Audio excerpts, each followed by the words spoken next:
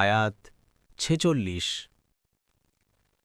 من الذين هادوا يحرفون الكلم عن مواضعه ويقولون سمعنا وعصينا واسمع غير مسمع وراعنا ليا بألسنتهم وطعنا في الدين ولو أنهم قالوا سمعنا وأطعنا واسمع وانظرنا لكان خيرا لهم وأقوم ولكن لعنهم الله بكفرهم فلا يؤمنون إلا قليلا।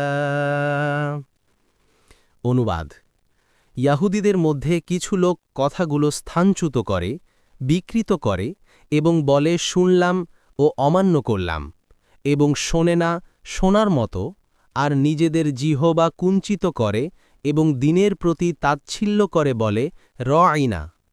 কিন্তু তারা যদি বলতো শুনলাম ও মান্য করলাম এবং শুনুন ও আমাদের প্রতি লক্ষ্য করুন, তবে তা তাদের জন্য ভালো ও সঙ্গত হতো। কিন্তু তাদের কুফুরির জন্য আল্লাহ তাদেরকে লানত করেছেন, ফলে তাদের অল্প সংখ্যকই ঈমান আনে। তাফসির 1 নম্বর ফুটনোটের বিবরণ, অর্থাৎ ইয়াহুদীরা তাওরাতে বর্ণিত আল্লাহর হুদুদসমূহ বিকৃত করত। আত-তাফসীরুস সহিহ।